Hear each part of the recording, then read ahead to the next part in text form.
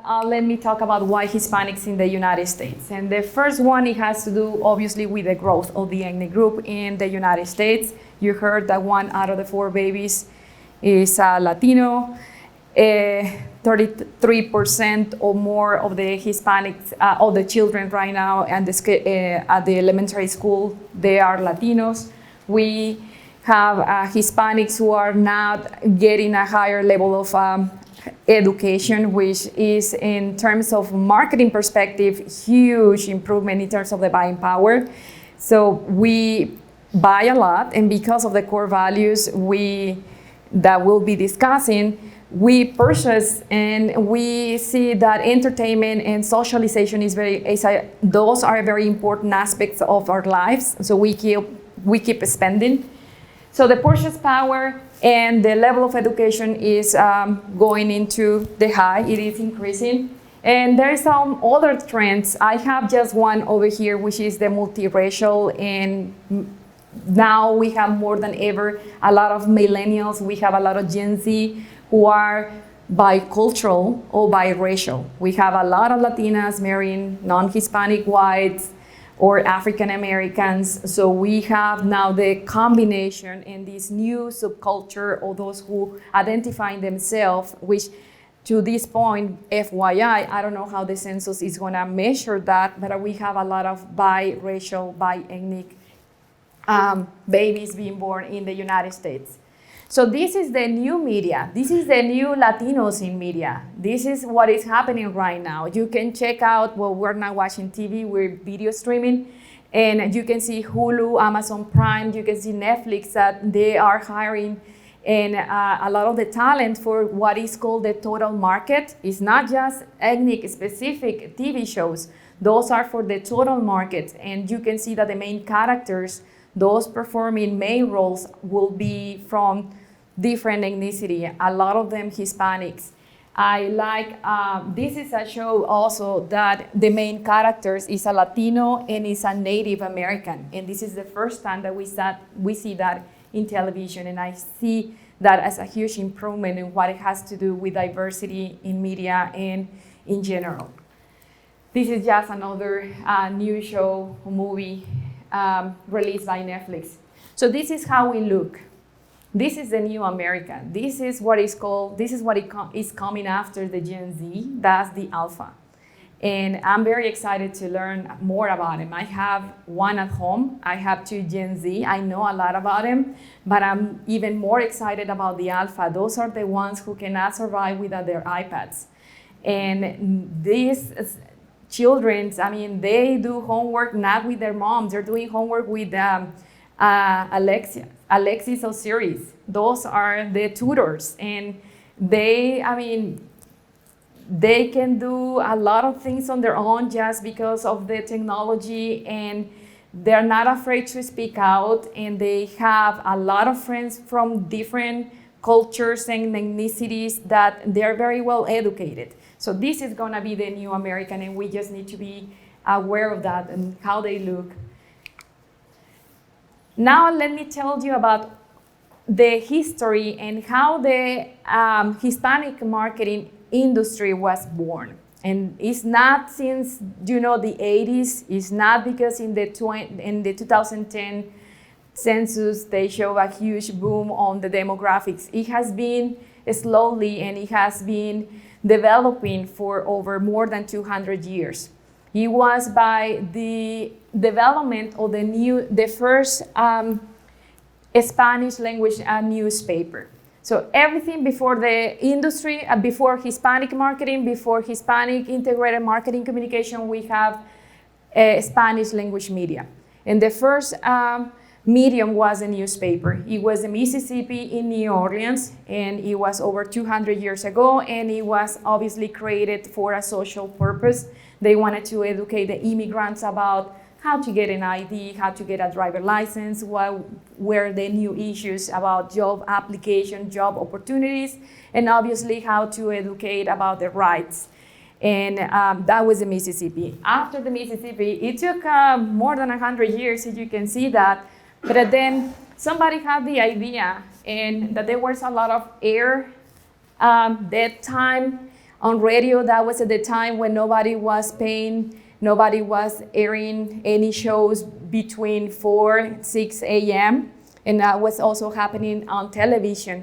So an air broker or radio broker, whoever you want to call these guys, he had the idea that, well, who is awake at that time? Who is working? Who likes listening to music? And somebody, it was not a Hispanic, but somebody had the idea, let me get those 2 hours and I'm gonna be targeting the Hispanic because they're awake, they're commuting, they're going to the agriculture job, and that's when they're awake and they wanna listen to something.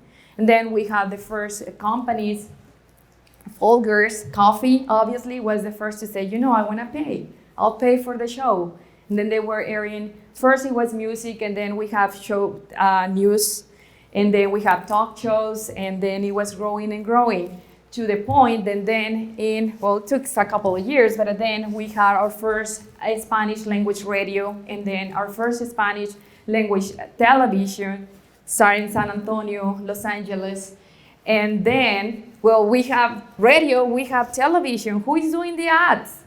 Who is doing the radio spots? Who is producing all this advertisement? And with that came the need. We have this Cuban who was working for non-Hispanic white company targeting total market, but she was professional who came from Cuba, and she said, I'm just gonna become independent and I'm gonna create my own agency, and that was Teresa Subizarreta in Miami. She was the first Hispanic advertising owner, and she created in 1976 the first Hispanic advertising agency. At the same time, then we had in Los Angeles, we have in Houston, and then we have in Chicago some other families who decided also to open the first Hispanic advertising agency.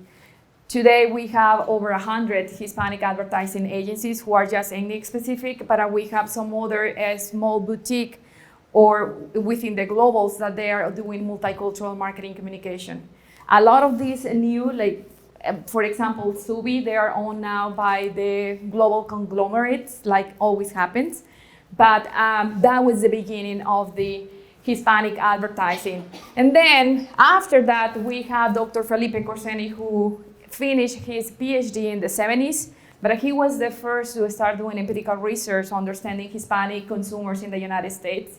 When I was working on my Ph.D., I read everything done by Dr. Felipe Corseni, so you can probably imagine when he called me asking me if I was interested in working at FSU and taking his position.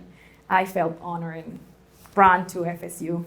But Dr. Felipe, he was the first PhD. He went to present at Procter & Gamble and along other marketing companies, and he ended up having the accounts and doing all the research to the point that he had to open a research company. He stopped teaching for a long time, and then when he sold his company, he went to work at FSU in 2003, and he opened the Center for Hispanic Marketing Communication in 2004 because he knew that we needed to have an institution that will be providing that kind of education to the professionals.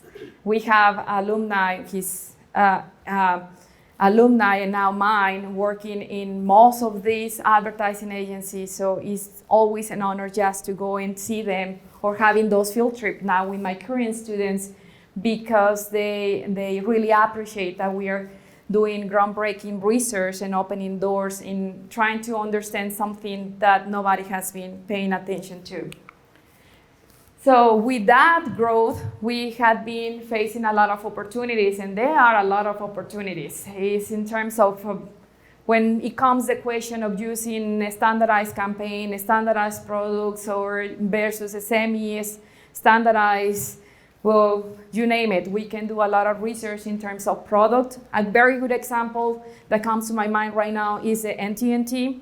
NTNT, they have to adapt the product, the service, and they were the one that created, based on their insights on the Hispanic market, to do the bundle and the family plan.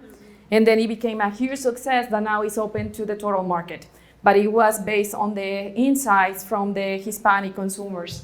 Marketing mix, how do we do that? How do we communicate? How do we engage? So in terms of research and teaching, there's a lot that we can be doing in the classroom and also in the field in terms of performing research. Consumer behavior, there is, and I have done a lot of research on how we use Spanish language, the Spanish language media, the development, the evolution. Years ago, if you read edition Corseni 1 or 2 is totally different to the 3 in terms of how we use media and media planning in integrating the Spanish language media. In the past, we only were exposed, or the industry was only using Spanish advertising in television at Univision, Telemundo, and the other small channels. Now it is okay if we know that they're airing a soccer, or they have this program that is targeting millennials. They're playing bilingual or English only commercials because they know that the audience is bilingual. And now this is something that we see every day, but we didn't a couple of years before. The use of the English language by Hispanics, when they use it even for search, information search behavior, it has a lot of potential in terms of research. We do research in English for certain topics, but then we feel more comfortable using Spanish for other topics. So when it comes to information search behavior, we can do a lot in that regard. The experience and the identity of the Latinos, we need to understand, and we teach the students about the different segments and also about the new identities. How do we label the Hispanics? Do they prefer to be called Hispanics? Do they prefer to be called Mexican, Colombiano, Puerto Riqueño? How do we call them? Or why do they identify as a Chicano versus Tejano? Floridian now. So all these identities, we do research, I do research about them, and we study every single segment and about the new identities as well. Acculturation, we have to keep doing acculturation. I have to analyze now the data from 2019. I keep trying to explore new ways to measure acculturation. I have been using the measures used by UScape, which is the only company that is adding all these cultural index in the information that they provide to the industry about data analytics. But I think that is incomplete, and that's what I have been spending the last 2 years adding measures like how they communicate when they're with their friends, which it wasn't included. They were including, and whether they were born here or not, obviously. They were including the how long or how old they were when they came to the United States. And they talk about the language preference and the culture in general. But it was very broad. So we're still exploring new measures and adding that can include even the preference for the food, which is what is it that you're eating, and the media consumption, which is obviously very important, and it was included in the 80s and then removed. So we're still working on that because, as somebody was mentioning earlier, and this acculturation is not linear, and there are so many factors. I have some Ph.D. students that really like this topic, so they've been doing research, understanding how education, generation, location, which it makes a lot of sense. The people who are living in Miami, they will never assimilate in the acculturation process, so they will never be highly acculturated. They still in the middle. And people living in the South Texas or living in California, the same. We have Felipe and we created this model just to kind of explain the new identity. We have a lot of the Hispanics, they feel that they don't want to be identified as just somebody who is highly acculturated. They want to feel identifying as somebody who is bicultural. Biculturalism is different. And just to give you an idea, the assimilation process is, for us and for our research, really difficult to accomplish. Because by definition, in order to be assimilated to a culture, you have to abandon everything that you have about your culture. And that by theory, then will never assimilate it. We highly acculturate, but not really assimilate it, unless you were born in another country and you are identifying as a Hispanic, and then you come to the United States to this family who are not Hispanic, and maybe in that environment it could happen. But to understand the assimilation and where it comes, if you are acculturating and then you are abandoning all this repertoire of knowledge and activities and cultural values that you have, and then adapting the new ones, then you say that you assimilate. But what we have seen with the new acculturation process in the United States, and with these new trends of the retro-acculturation, having millennials now, for instance,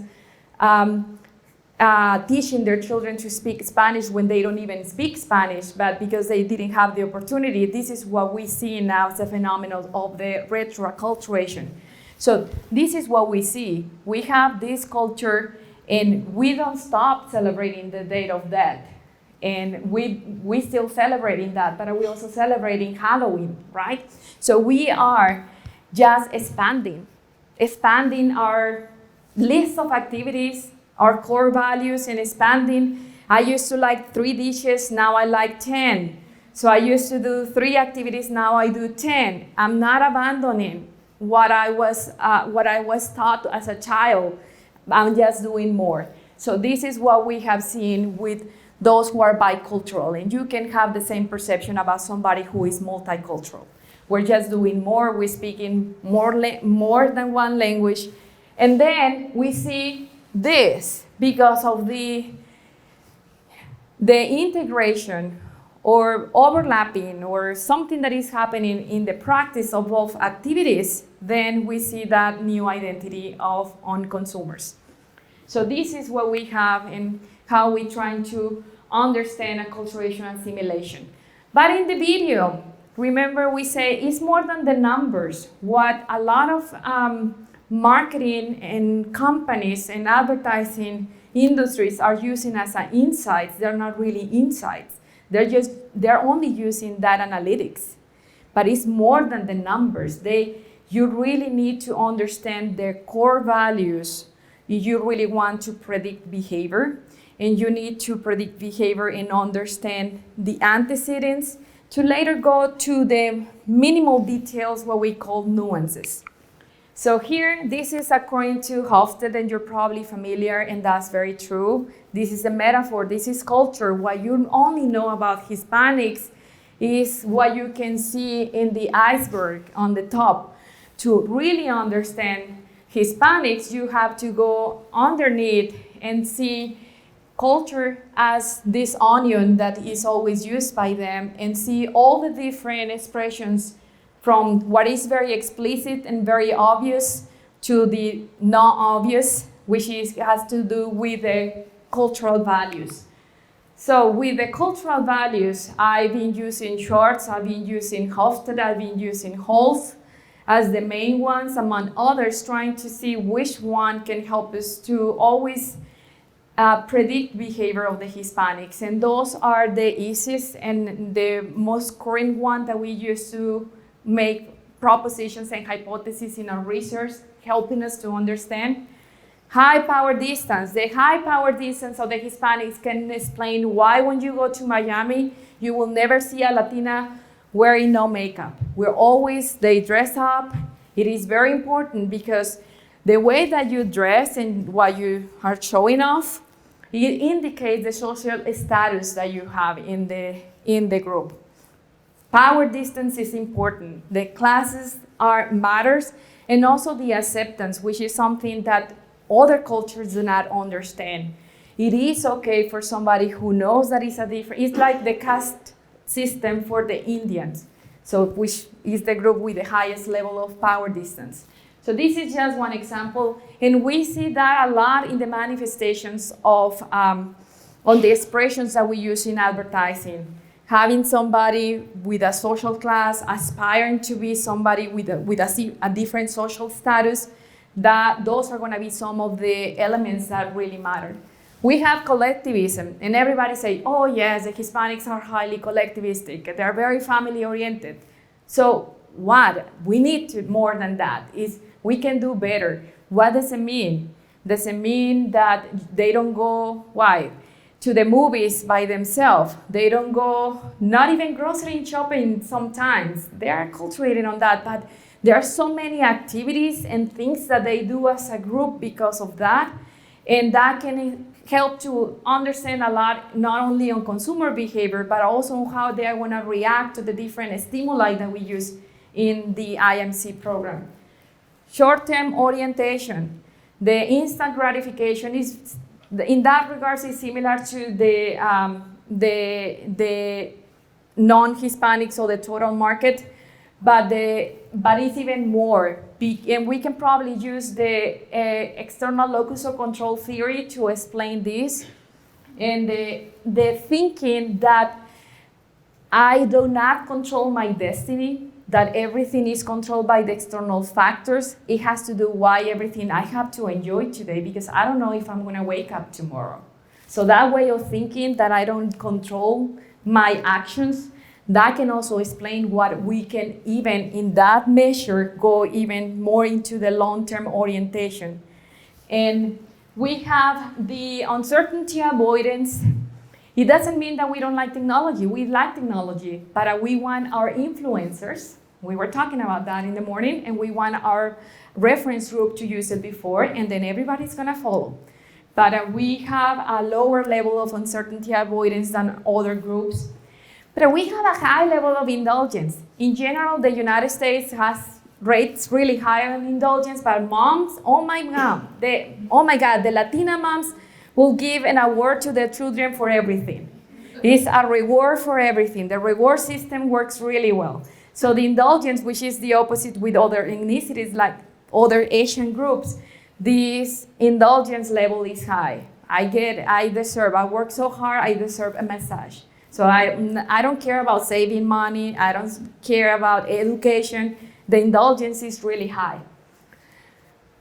Halls can also give us a lot of values that can be used to understand Hispanic consumers. Being polychronic, which is not linear for us, is not about time. It's about the task. It's about the relationship. So if Jeannie is talking to me and I know that I'm going to be late, it is part of my culture to keep talking to Jeannie so she doesn't feel bad that I'm just disrupting this conversation than just going, oh, if I'm working on a paper and I know that I'm about to finish, I will finish it. And then I'll be late for everything else because this finishing the task is more important. So the polychronism is something that we're well known, but we're well known in a very negative stereotype that we're always late. But we also have to understand the other differences. Polychronism also explains a lot other behaviors in marketing, like why it takes longer for a salesperson to finalize a contract with a consumer. Like the Latinas or the Latinos will be testing, checking on their families, talking to their daughters at the same time that they're trying to buy a product. They're not like a one task or at a time. So we can use polychronism. The communication context. This is the most important core value and rationale on why in advertising we have to keep doing experiments and copy testing for those who are graduating to measure the effectiveness of the different strategies. Most of the immigrants that came first to the United States were coming from European countries with a low communication context. And you probably are familiar with the difference. And oh no, I don't want to show that. In the low communication context, everything must be explicit and is very simple. High communication context, what? Everything communicate, body language, colors. So you need to really know or hire somebody who is an insider to see that and make sure that you're not gonna be offending anybody, because everything will communicate, will have a meaning. So this is an example that I have about some of the values that we can relate to being a highly collectivist culture, among other things. Hey, good morning, man. How you doing?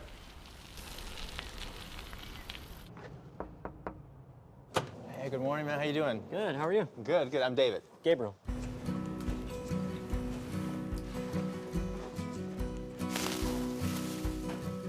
There we go. Okay, it's your first customer. Welcome to McDonald's. May I take your order? ¿Y Gabriel there? It's for you. ¿Gabriel? ¿Gabriel, eres tú? Welcome to McDonald's. Hijo, it's us! Tell him who us He is. knows who us. No, he doesn't. We could be anybody. Who else is gonna drive up and say, I'm it's so us? sorry. Mijo, it's us! It's us, mijo. Yeah, I still think it's fake. Hey, what can I get you guys to eat? Gabriel, can you make me a Big Mac? Oh, and papitas, don't forget the papitas. Anything else? No, that's it. Okay, I'll see you at the next window. Ah. Ahora sí.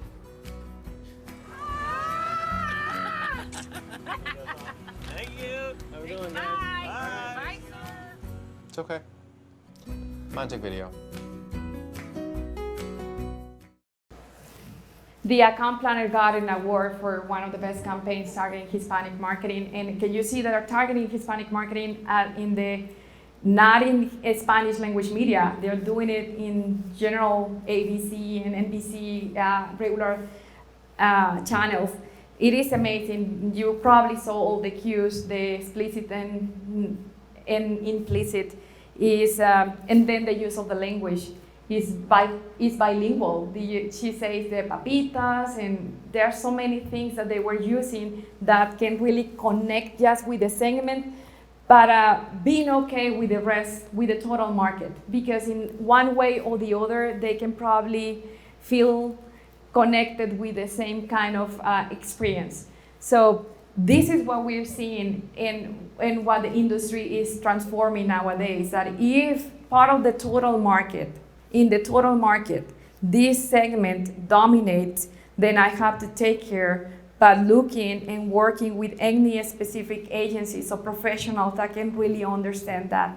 But at the same time, it's like working with or targeting the LGBTQ community. You need to make sure that even though you're targeting this, you're okay with the rest of the segment. There are so many other things, but I know that I have to move. Perception of gender, there is a lot that we can do, and we have done with the perception of gender. We need to understand the nuances, because even though we know that we're highly masculine in most of the Hispanic countries, that doesn't mean that we cannot be having androgyny, which we always see. It's like this Latina with the soccer and becoming a leader, or some other actions of more into the Marianism kind of concept.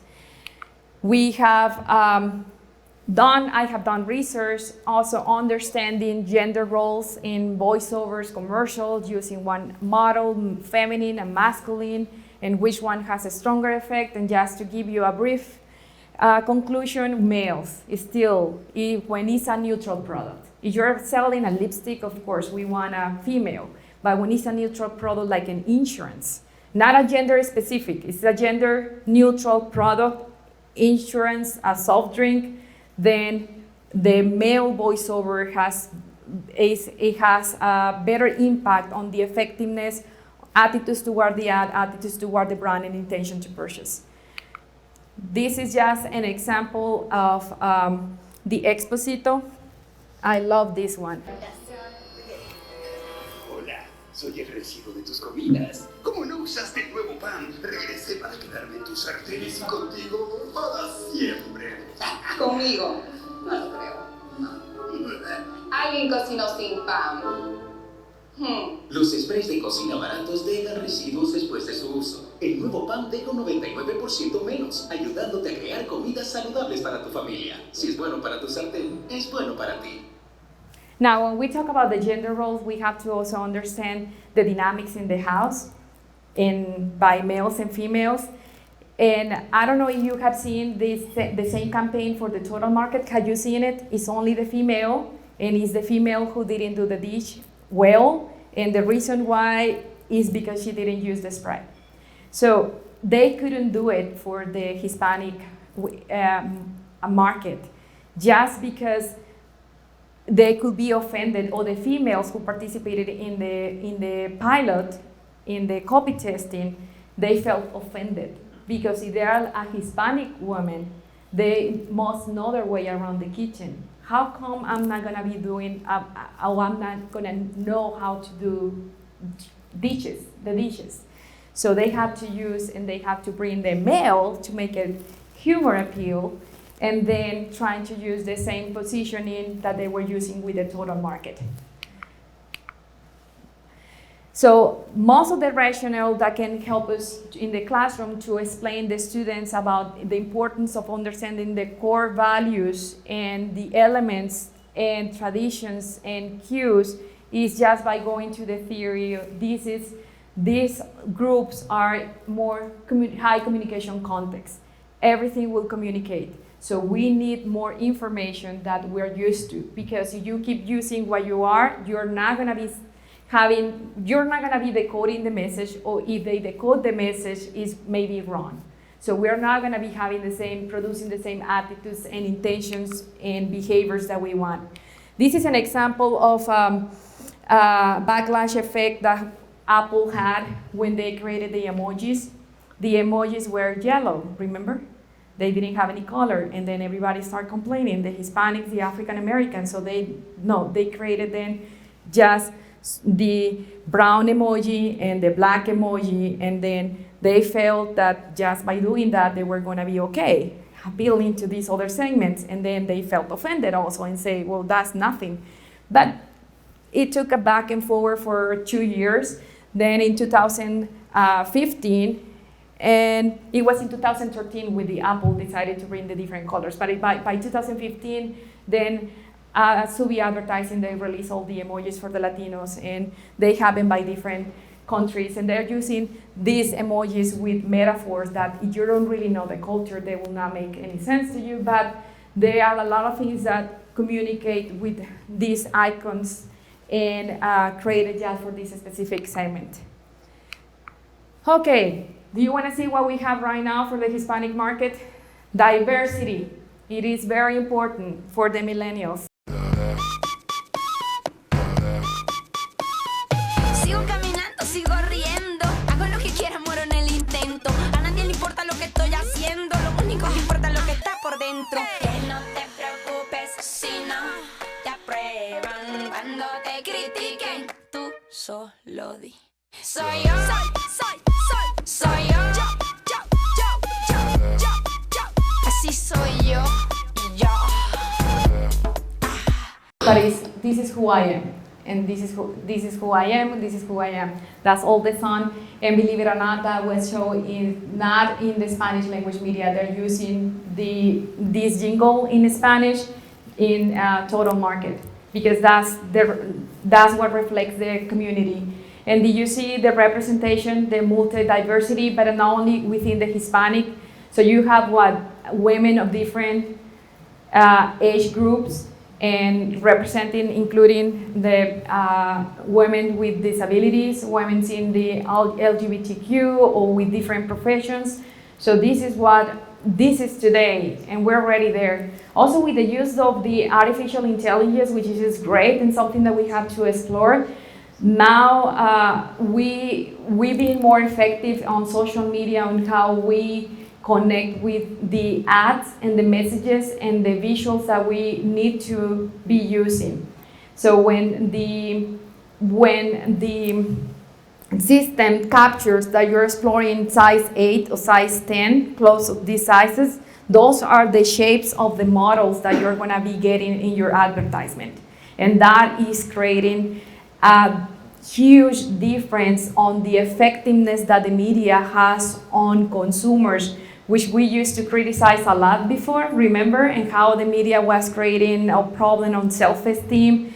And now millennials, they have no problem with the self-esteem, but also we didn't have artificial intelligence in the past, just doing all these journals of the consumers on internet that we're doing today. So this is something that requires a lot of attention.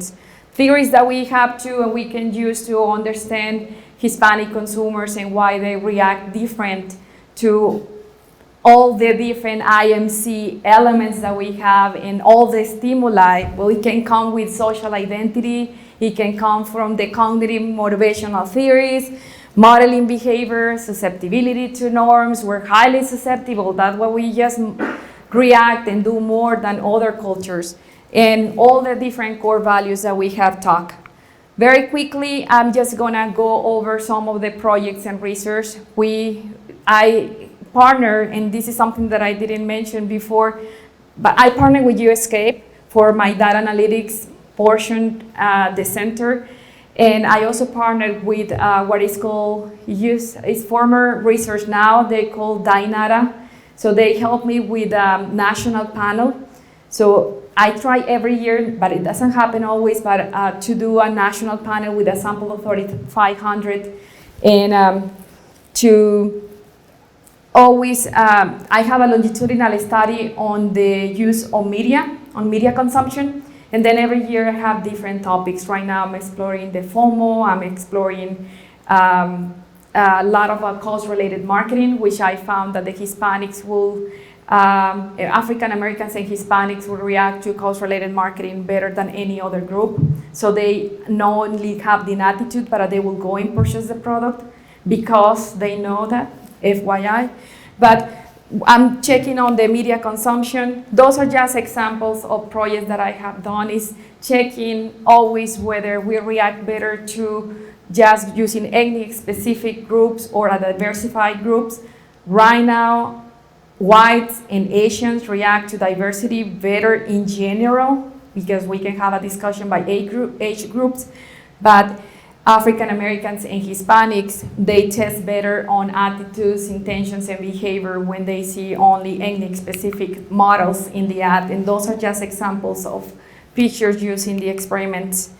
Word of mouth, well, you probably know that, but oh my God, social media, electronic word of mouth, that's the best strategy that you can use with the Hispanics.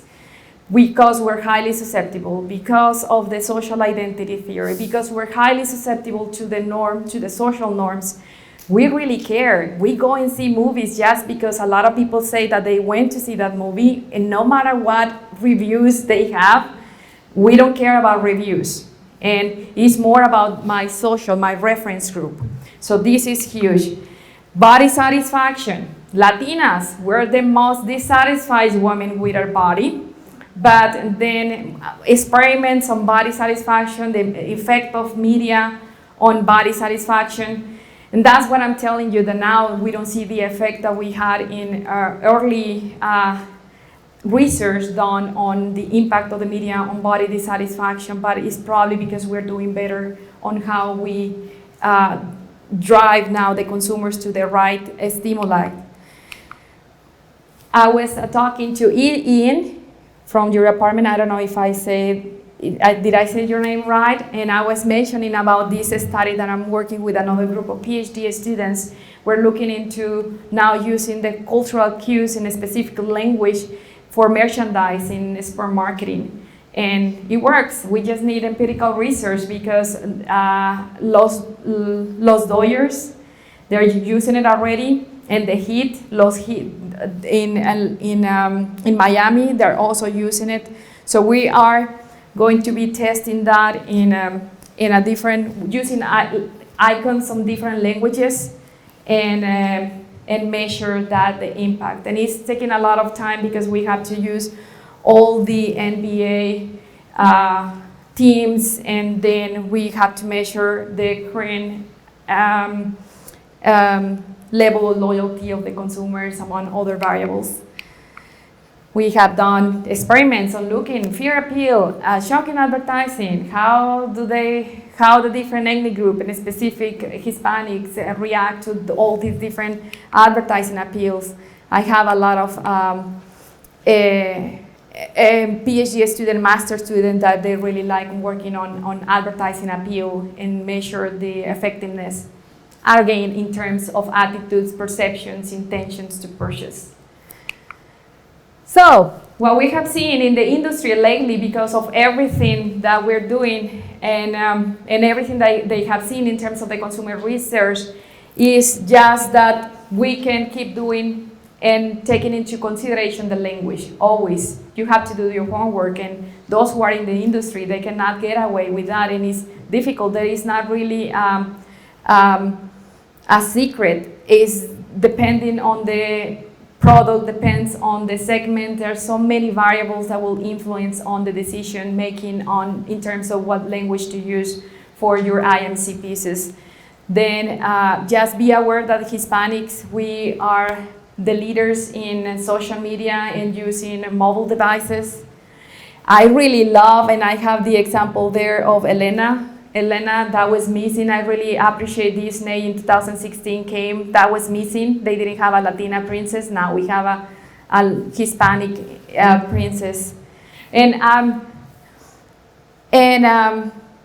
that's it. I think that this is more managerial implications for people in the industry, but it's really important just to keep in mind that the new generations, we're saying that we know the Hispanic consumers, but I know the Hispanic consumers now today are millennials, and this year I'll probably get an idea about Gen Z from age 18 to 22, which are the ones who were able to participate in my research. But now we have to keep in mind that my Gen Z and then my alphas will have a different identity, and we have to just keep going, doing and working, trying to understand what kind of tools, what kind of elements, what kind of cultural cues will be effective among those groups.